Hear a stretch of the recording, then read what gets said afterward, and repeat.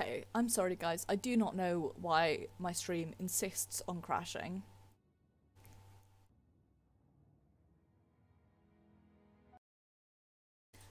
Don't worry, because the game also just crashed too.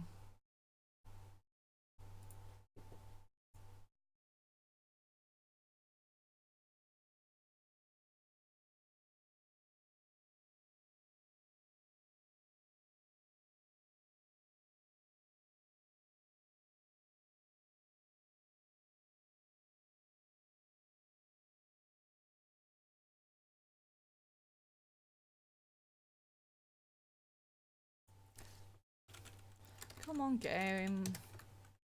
You can do it.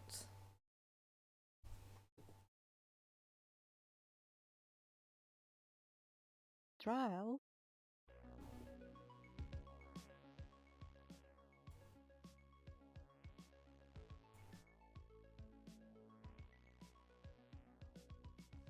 Trial.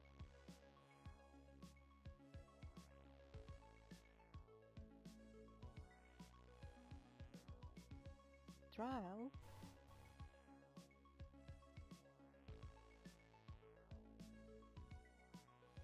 Trial.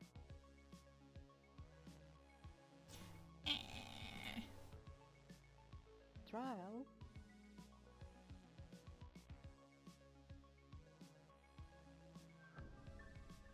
Trial.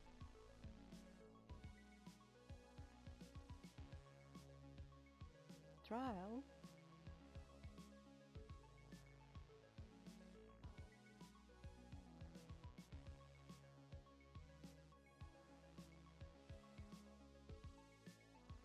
Trial.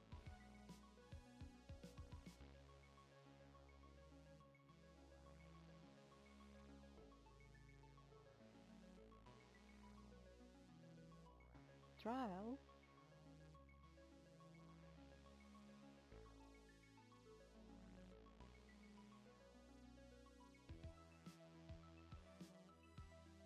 Trial.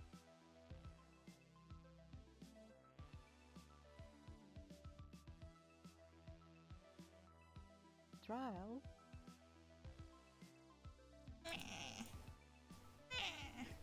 Trial. The game will let me in eventually.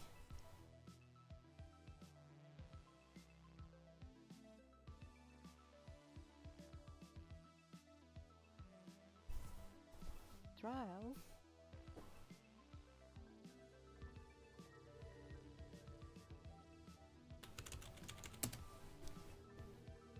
Trial. Oops.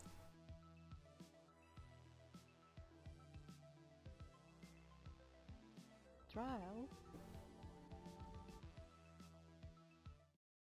There we go. Jesus wept, that took long fucking enough. Oh, just don't crash on me when you're loading in, please, game. I clicked on the wrong character by accident and now I need to walk off the face of the earth.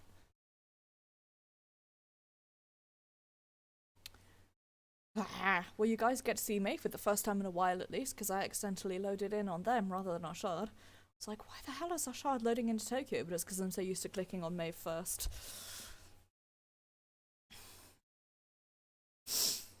Good at this game. Responsible person. Good at what they do. Also really very hungry.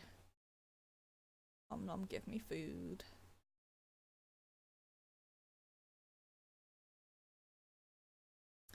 I need to head out to the supermarket tomorrow, so I'll probably get something breakfast shape at the same time as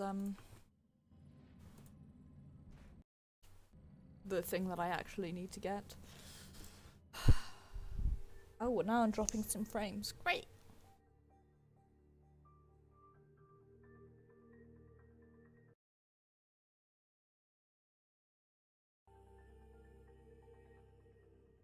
At least I'm in Kingsmith, I don't have to load into Tokyo.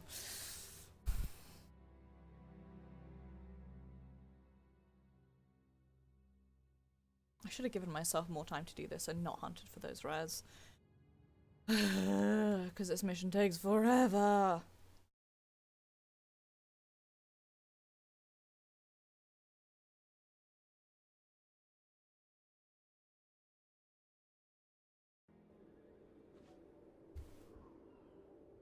Right.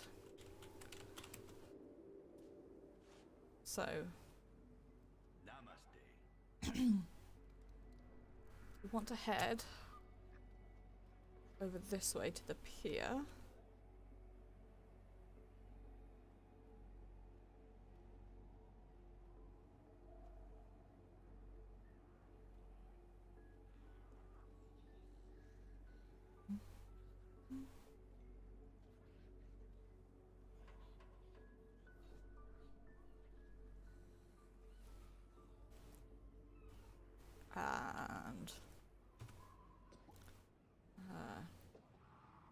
And this pier over this way.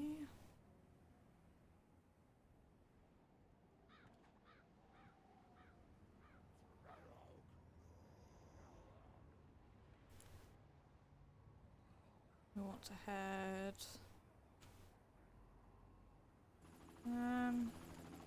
Yeah, okay. Have I gone the wrong way? Almost definitely. Maybe it's over this way. There's lore in there, which I had not picked up, which is exciting.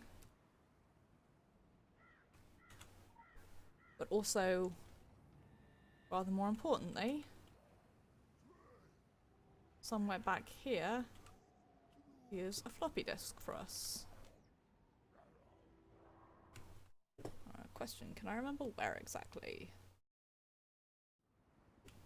Answer, almost definitely not.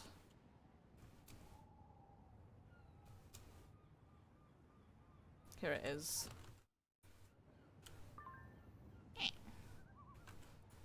Along the shore the cloud waves break, the twin suns sink behind the lake, the shadows lengthen in Carcosa. Strange is the night where black stars rise and stranger moons circle through the skies, but stranger still is lost Carcosa.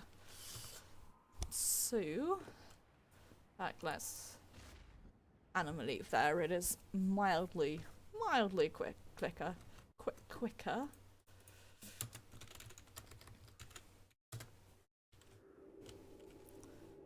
If I ever should have an animal friend who is anywhere near as loud as Boulder, you best believe that that's going to be a sound effect.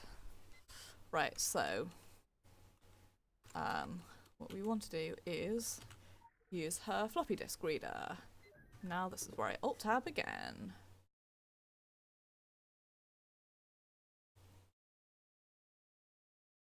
Right. We'll let you know next. A voice in the darkness. It's always Bottler's voice. You can't see anything past the blinding light. Another failure. You can hear it in the director's tone. You failed enough to know. Futility and depression squeeze your guts. You stammer out something that might be, thank you. How many auditions? How many rejections? You will your feet to take you off the stage gracefully, but they don't move. Don't say it. I didn't get it, did I, you ask? Fuck. Next, says the voice in the dark seats. Shit. You shouldn't have said that. You're making it worse. The exit sign glows like a demon's eyes over the door that will take you to the street. Abandon all hope, ye who enter here. You hear the streets full of bad thoughts, cry for help thoughts, or worse, you don't know where to go. Electricity is already shut off at your place and you don't have last month's rent. Now you can't face your landlord right now. Just had to go to London, you told everyone. You had such big dreams. You can't even call home, not after talking so big, not with failure hanging over your head. You aimlessly walk the street away from the Albion Theatre. You cut through Aldwick Park. You get caught up in a crowd at East Entrance. A dozen feet north of you, a vagrant entertains the crowd with a puppet. The puppet asks the crowd for money. To the northeast, you can see Merkaloka, and you realise you have just enough money in your pocket to get the one thing that might cheer you up: coffee. To the northwest, in the park, is the lethal chamber the government recently installed. The vagrant's finishing his performance. He recites, "Let the red dawn what we shall do when this be starlit dies and all is through." The crowd applauds, but looks uneasy in the eyes. The vagrant wanders about busking with a bucket. People throw in a coin here and there. He walks up to you. "Have you nothing for me, child? Penny, pence, or soul, or sow?" The vagrant asks. "Have you heard Casilda's song?" demands the puppet. You can smell the delicious coffee from the nearby shop, but you think better of it and put the last of your money into the vagrant's bucket. He watches your gesture with gravity. You're a good one, and deserve a better fate than to be a failed actor with empty pockets. You open your mouth to ask how he knows, but the puppet shushes you. "I've something that will save your vocation and bestow upon you the divine inspiration of the Hyades themselves. Here." The vagrant takes your hand. The puppet, who has somehow produced a magic marker, draws a strange symbol on your palm. "Go to Tuppenny Dreadful, a bookshop in the shades. Show the shopkeep that symbol and answer a question. She will give you a book with knighted worlds lurking in its pages, the word of the cleric king." "The pallid mask!" shrieks the puppet. But take caution. There are those who will notice you once you have this book. There is a false king in Oldwick. He's stolen my subjects, but if you should meet him, have no fear. Speak his name. Tuppenny Dreadful, you know, lies away southeast of you. Through the dingy alleyways you trudged, reaching Tuppenny Dreadful in the shades. The shop sells mostly comic books and does not seem like the sort of place that would contain your wondrous tome. The shopkeeper, middle-aged woman with a pep in her mouth, asks, "Can I help you?" You show the shopkeep the symbol on your palm. "The sign," she says. She takes the last puff before putting it back. "Cannot forget the place where black stars hang in the heavens, where the shadows of men's thoughts lengthen in the afternoon, when the twin suns sink into the lake of Hali, and my mind will forever bear the memory of the pallid masks. Tell me, where do I come from?" "Carcosa," she says. She walks into a back room, returning with something bundled in stained cloth. She unwraps it, revealing a book. You've never read this book, but you know this book. It's a play. The forbidden play, outlawed by nearly every nation. Some believe it struck the supreme note in transcendent art. Some believe that the human mind could not bear the strain of its poisoned verses. Most believe both. You take the book and turn towards the door. You flip through some random pages and read of Camilla's agonized screams and her awful words echoing through the dim streets of Carcosa. Read the first lines of the first act, and something explodes in your mind. "We are closing," says the shopkeep. Her interruption is the only thing that tears you away from those words. Words. You slam the book shut.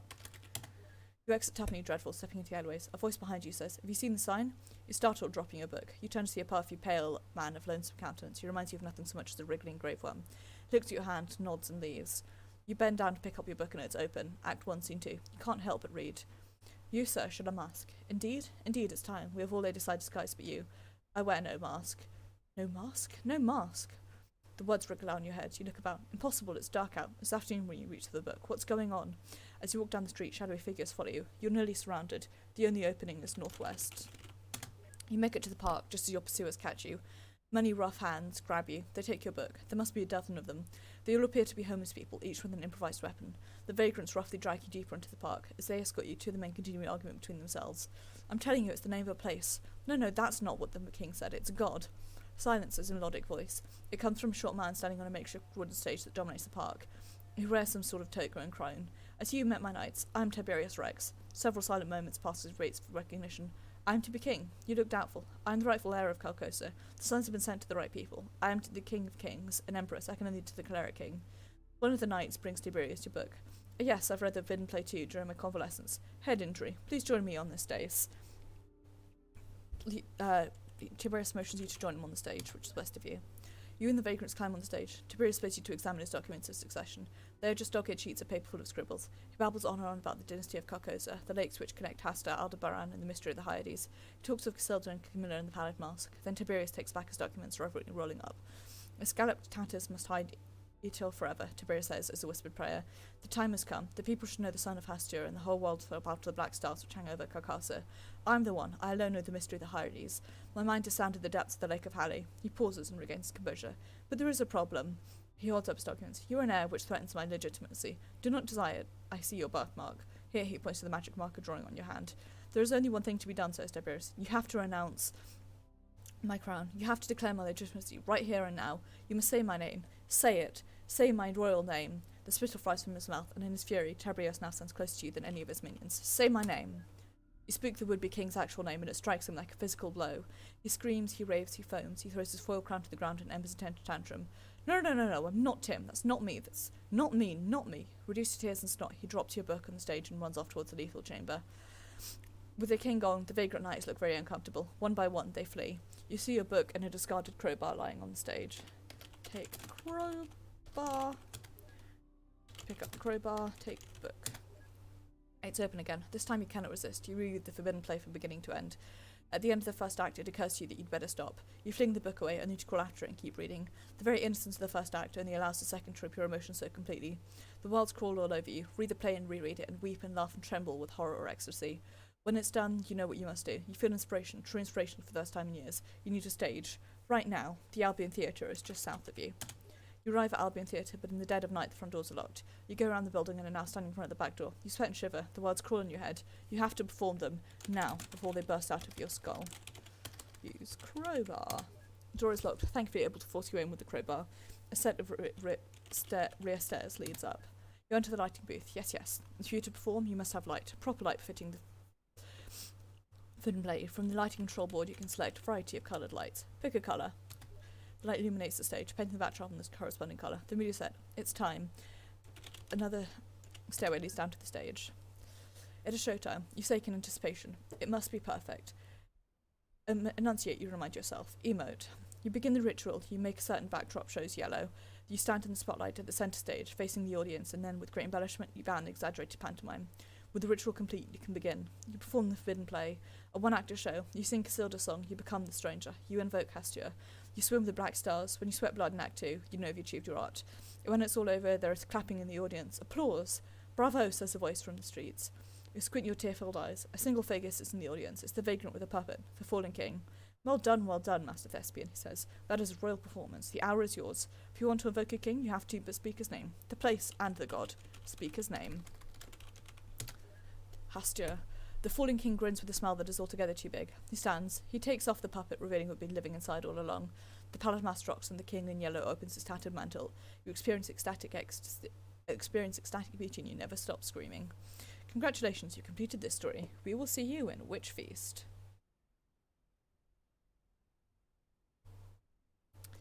So, next step. Teleport to London.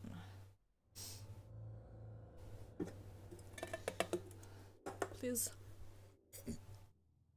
My throat hurts from reading out. I've decided I'm just gonna make a slightly longer quest, not slightly longer stream rather, and do, and just finish this quest off because it's very good and I don't want to leave it halfway.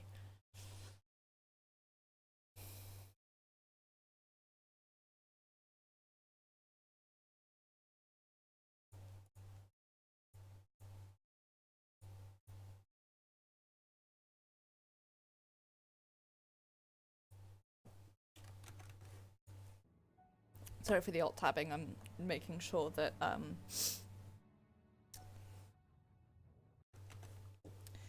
have a delivery coming this afternoon, evening, and I just can't remember exactly when, so just checking that while we load in. Oh, there are other bees.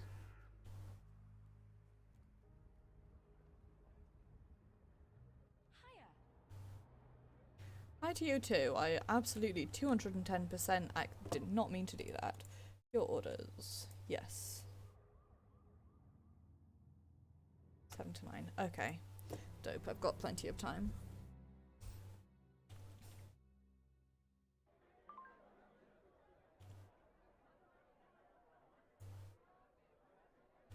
Songs that the Heidi shall sing, where flap the tatters of the king, must I unheard in dim Carcosa.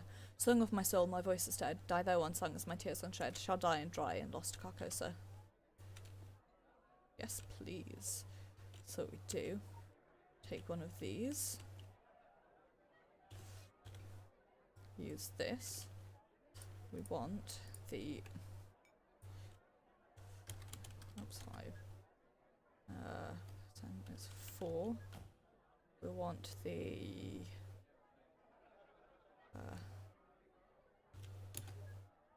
teardrop to be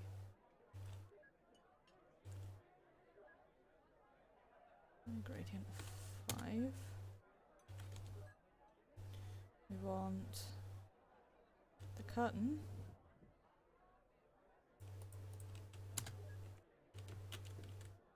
to open, please, yes? Unless I'm getting something wrong here.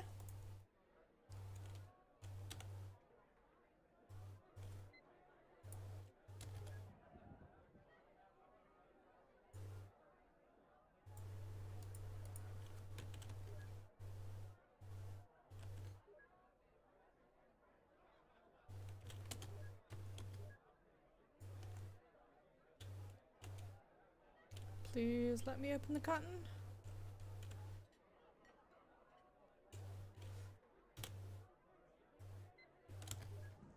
Here we go. Stand in the spotlight and take a bow.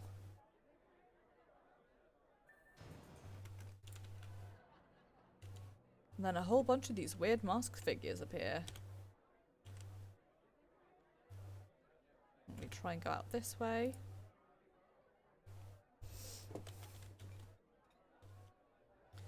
And head up here.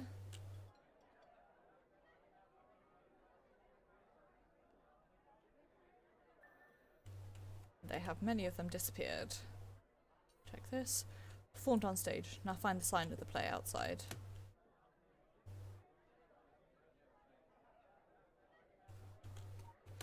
Head out this way.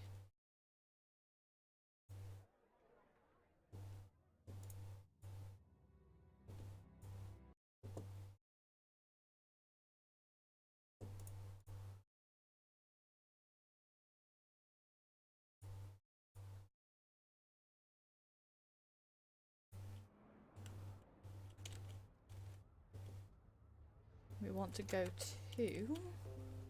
Hi there. Oh, sorry if you guys just got the notification of me getting a notification. I want to go over to the chippy here. Now, fish and chips sounds so delicious. And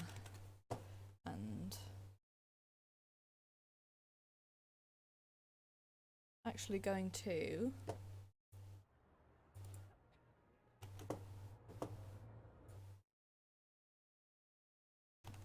go to the wrong place like a fool. But we can skip ahead a step by doing this. If I can not go to the wrong place, which is often the bigger issue.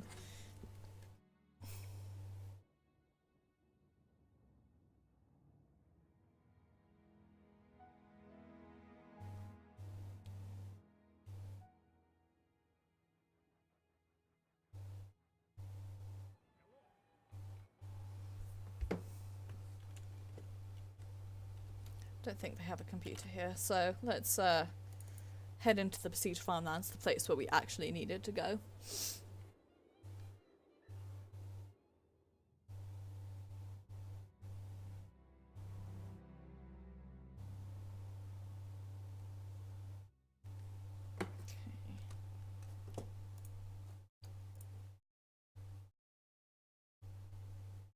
Just think data leave a little bit between 7 and 7:15. Dope F McDope.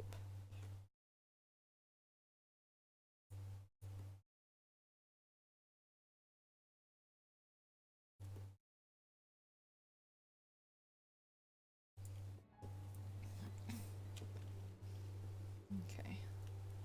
So we want to head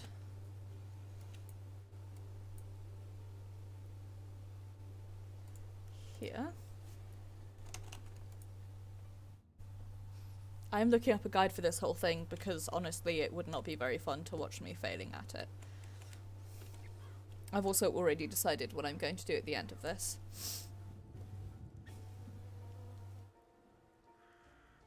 Don't stand out there and loiter. Come inside. Why, am I wrong? I thought we could...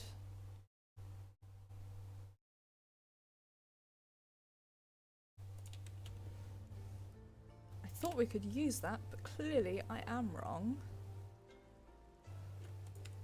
Can I use a computer in here? Sorry guys, this is where you see me teleporting around the besieged farmlands trying to find somebody with a computer. Worst comes to worst, we'll just go into and out of Kingsmith again.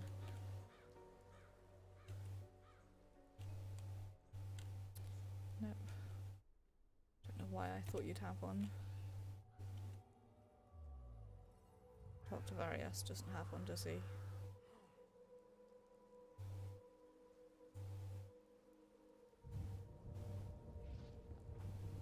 Okay, whatever. We'll go to Kingsmith and use the one in Kingsmith. Sorry about this. This is why I shouldn't be trusted with things, because I can very rarely remember them.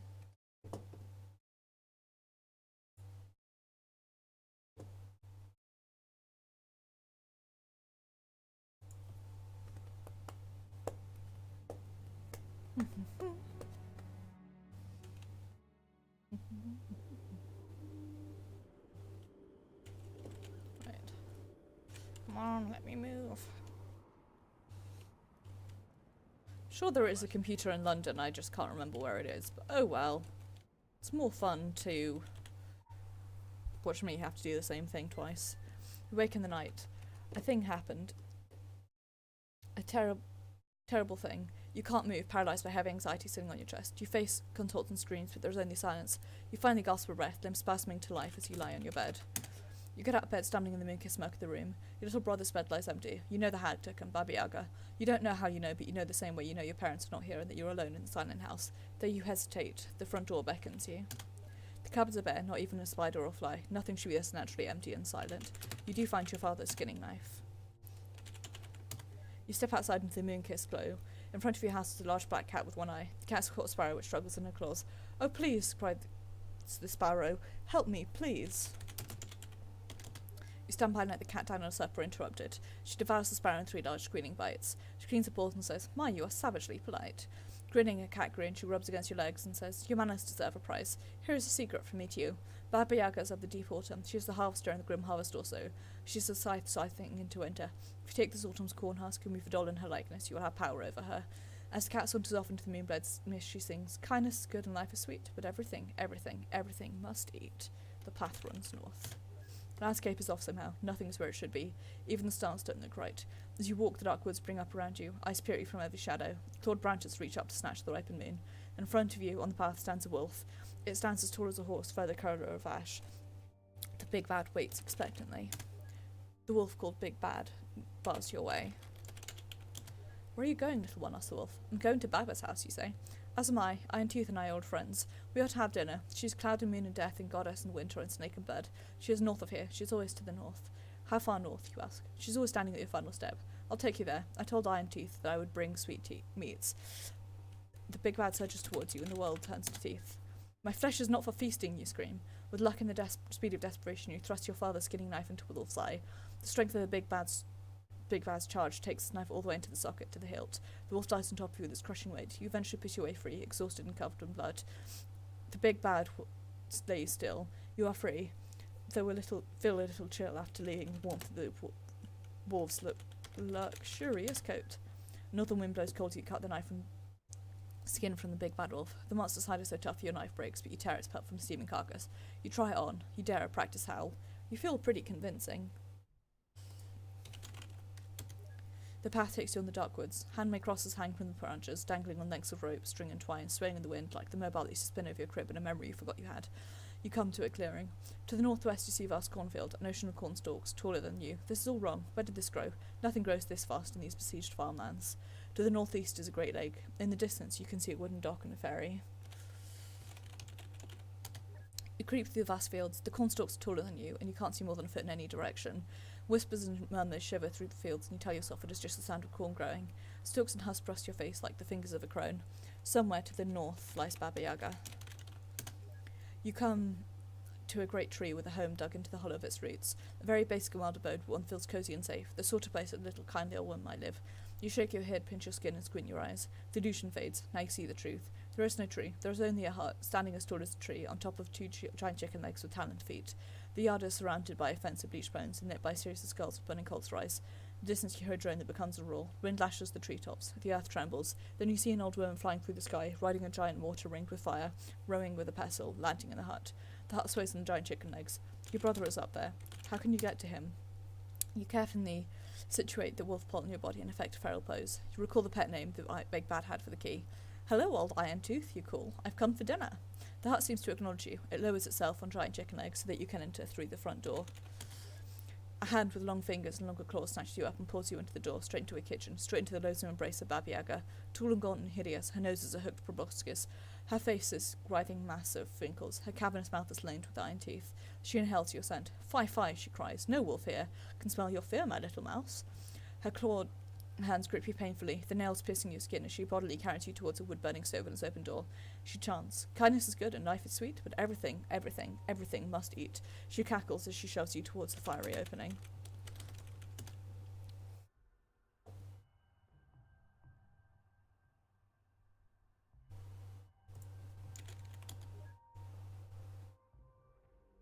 Hang on.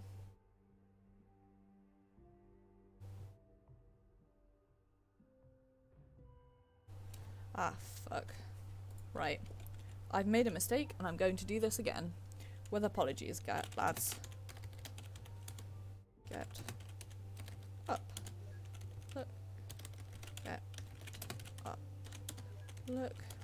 Take knife. Draw. Help. Cat. North. North. Chat. Use knife. Skin. Wolf. North. Northwest. Make doll. You rip the husk off several stalks and begin fashioning them with a bit of string from your pocket and form a doll. You tear tattered rags from your nightclothes, and with all of this, you fashion a crude effigy of Baba Yaga. This is the thing that I forgot. Use pelt. Door. Use doll. You take the corn husk doll you made of Baba Yaga and you throw it into the fire where it burns an effigy. Baba Yaga shrieks, her skin bubbles and blisters, and she falls over, instantly cooked. Where is your little brother? You spy a red door. The room is dominated by a large dining table, and on that dining table, oh no. Brother, you say?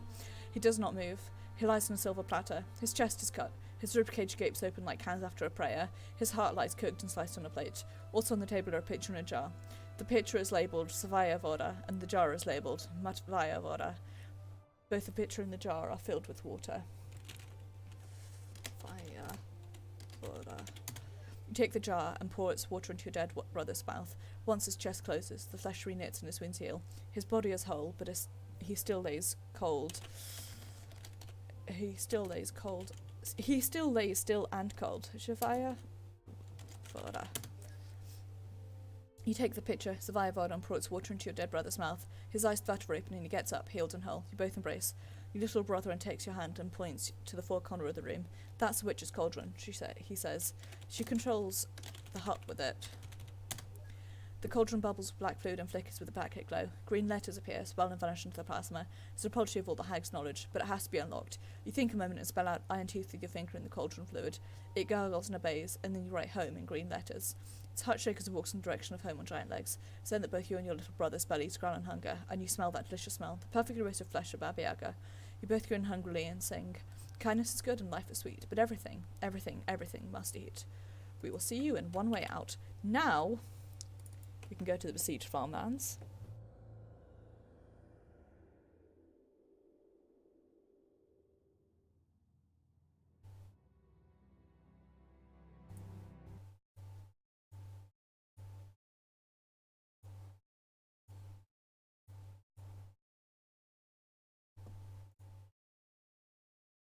Okay. Ooh. Cliche. Boy howdy, could I do with that. I am, I believe, what the kids call not very good at Trial of the Dragon. So, knowledge would be appreciated.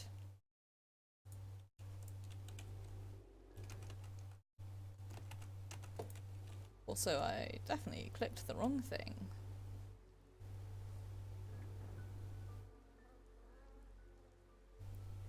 Okay, now we go in here. We know the crimes of your enemy masters.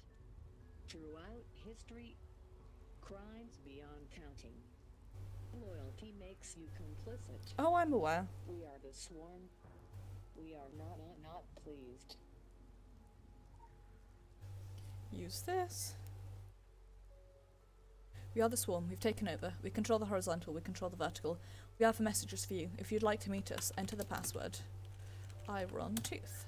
Very good. Would you like to meet us? We are very close. Go to the town where the dead never lie. Go to the door lit by a torch on its right. Enter. We are the swarm. We are waiting. So to do this, we then go to Savage Coast. Ooh. Unfortunately, that does require having the stealth board, which I do not have, but I do intend to get it at some point.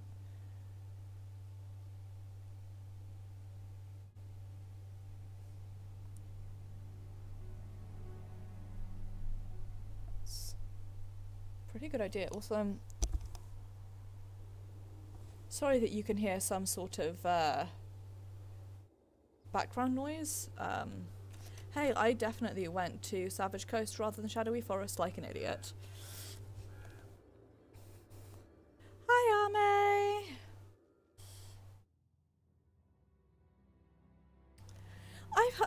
mixed things about Twitch Sings. For me specifically, that I don't particularly like karaoke.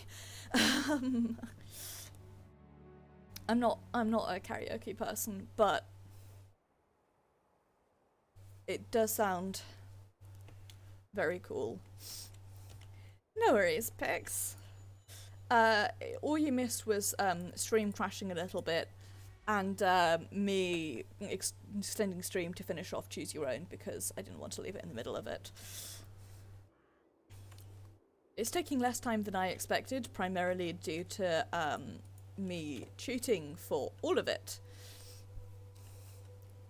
So we need to go in here. Additional assignment received. Initializing. Oh. At the end here, I do believe. There is a door lit by a torch on the right. I believe it's at the end here. To be honest, I feel like Twitch Sings could be something pretty fun to do if I was doing it, like, with friends. It's just that singing is... I enjoy karaoke because I enjoy, like, watching other people have fun, if that makes sense. Definitely not this one. Issue. I cannot remember where it is. But yeah, for me it's definitely just... Ooh, boy howdy anxiety. Okay, hang on, right. Where am I going? Southern, yes, McCune. Okay, let me clear these guys out first.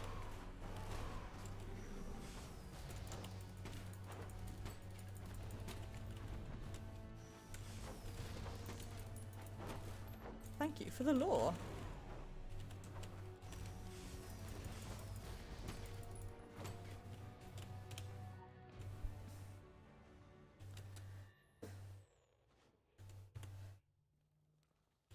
I mean, of all...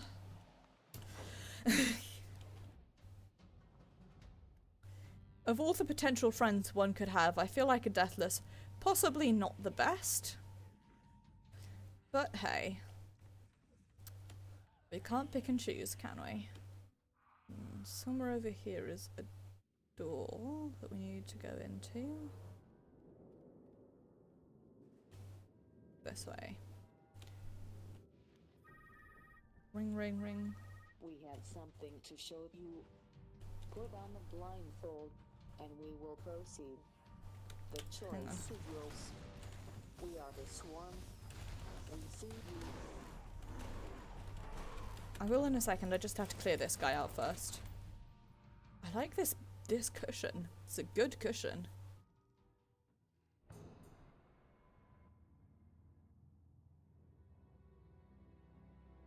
Now it's time for a bad time.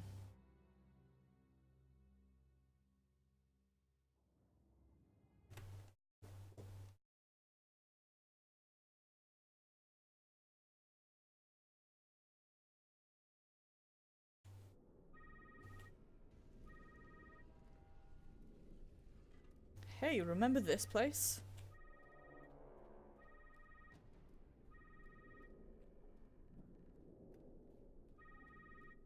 I think this is emphasis on the think. This is dragon only. I super duper put it off because it does take a while, but it is actually a very good speaking. This is the good spooks. You are trapped in a room. You are trapped in a room in the story, too. See where the story takes you. Absolution is pain. Growth looks like destruction. Sometimes, the only way out is to die. Time to play. We are the swarm. We are keeping score. Okay, I think we head down this way.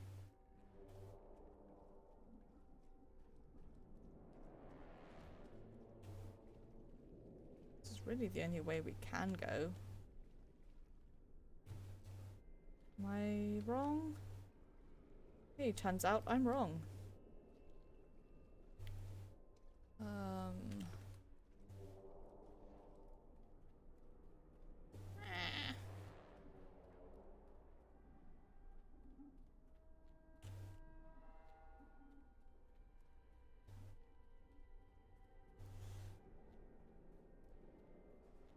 need to... Okay, this is where I woke up.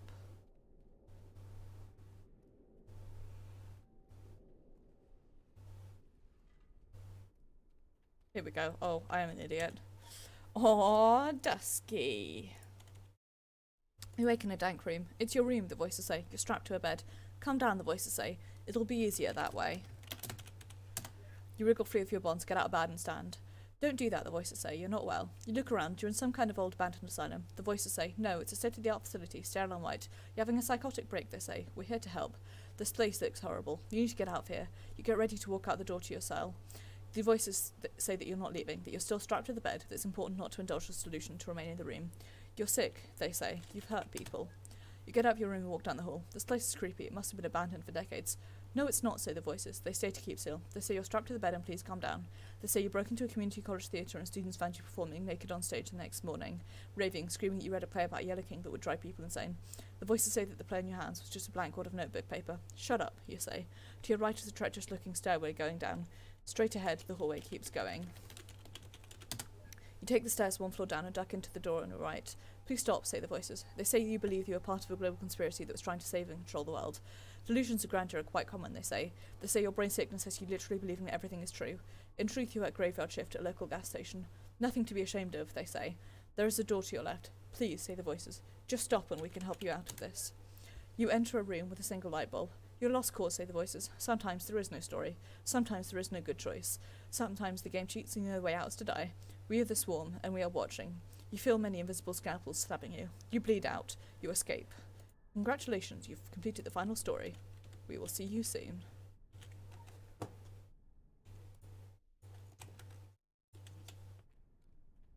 Aw, take care, Ame.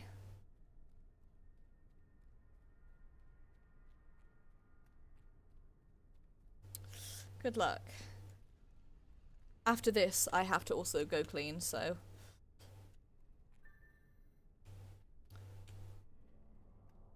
Nothing else done here. I've cleaned most of the, made me jump. Cleaned most of my flat, but I have one left to go. Rip.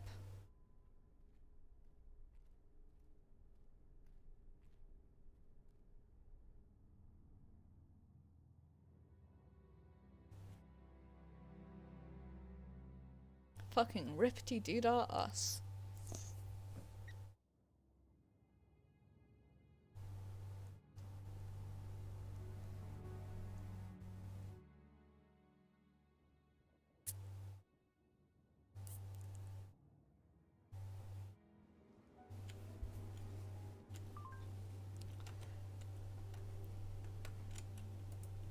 Thank you for humouring us. We are like you, gifted, imbued. But do you know what the factions do when a bee does not choose a side? There is a place called the Hive. It's a prison. Any of us without master are locked away. No due process, no appeal. We vanish forever.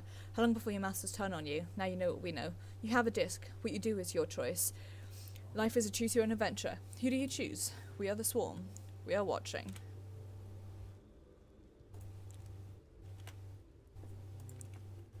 What do we do? No. Absolutely not. Quite the globetrotter lately. We should pencil in a personal powwow and talk over your recent adventures real soon. Ciao ciao. We were impressed. You chose your own. This is just the beginning. This is an invitation to doubt. Tomorrow you'll still be in your organisation, but maybe you'll look at it with fresher eyes. Be careful. They're good at secrets. They might already know your little rebellious act. No matter what they promised you, remember the Hive. Remember your brother and sister bees are trapped there. But remember that no matter how monolithic they seem, they cannot catch us all. We are the swarm. We are growing.